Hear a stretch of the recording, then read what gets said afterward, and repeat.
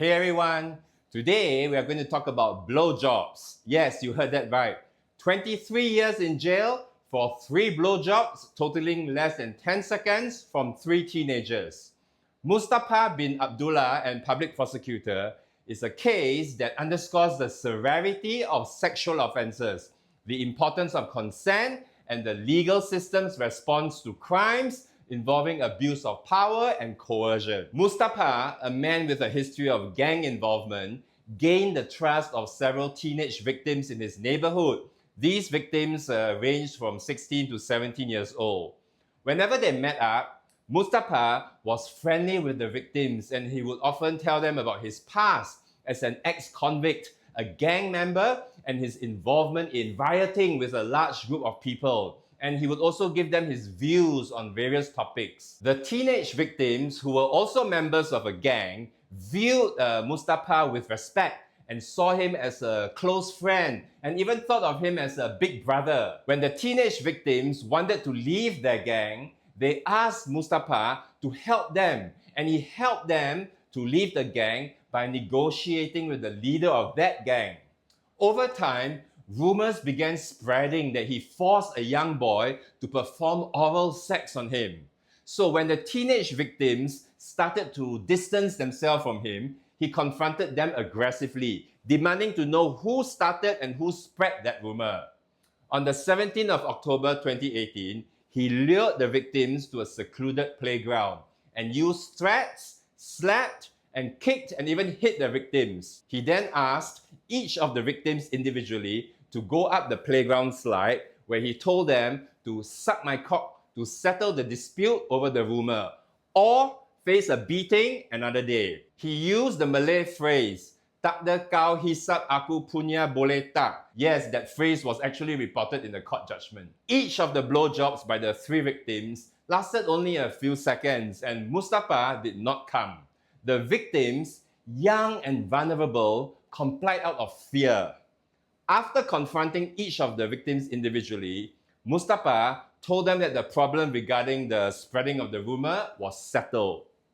The psychological manipulation and coercion they endured left them in distress until one of them confided in a school advisor who promptly reported the matter to the police. Following an investigation, Mustapah was arrested and charged under Section 3761A of the Penal Code for sexual assault by penetration. Additionally, he pleaded guilty to another charge involving a minor under Section 376A1C. The court found multiple aggravating factors, including abuse of trust, the victim's vulnerability, the use of threats, and actual violence. He actually hit one of them with a beer bottle over the head. During the trial, Mustapah had the audacity to say that the Malay phrase, "Tak de kau hisap aku punya boleh tak," that he used was just slang, and he did not expect the victims to take it seriously or literally.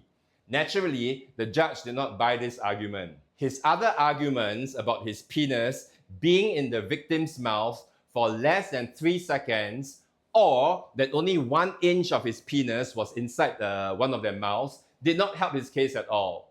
Due to the severity of the offences, the High Court sentenced him to 23 years of imprisonment, with an additional 12 months in lieu of caning, as he was above 50 years old and legally exempted from caning. Mustapah appealed his conviction, arguing that the victims had conspired against him and that they had consented to the acts, and that his statements to the police were improperly recorded. However, the Court of Appeal dismissed these claims, holding that the victims' testimonies were credible and consistent. The Court of Appeal reaffirmed the principle that consent obtained through fear is no consent at all, and upheld the sentence, emphasizing that the coercion involved made the offences particularly egregious. This case serves as a crucial legal precedent in understanding consent in sexual offences.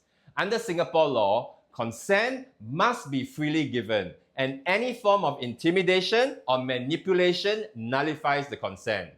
The legal system recognizes the power dynamics that exist in sexual offences and imposes stricter penalties on offenders who abuse positions of influence. The case also highlights the importance of early intervention.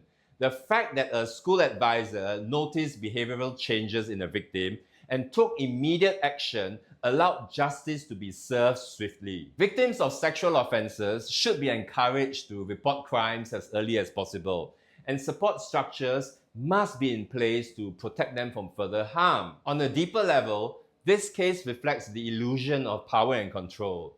Mustapah clearly did not need or want a blowjob. Instead, his true motive was to wield fear and coercion over his victims, believing himself to be in control. Yet, in the end, justice prevailed, revealing that his perceived dominance was nothing more than a fleeting delusion. The pursuit of control over others, driven by base desires, leads only to destruction, both for the victims and the perpetrator. Just as the ripples of wrongdoing inevitably return to their source, so too do the consequences of our actions.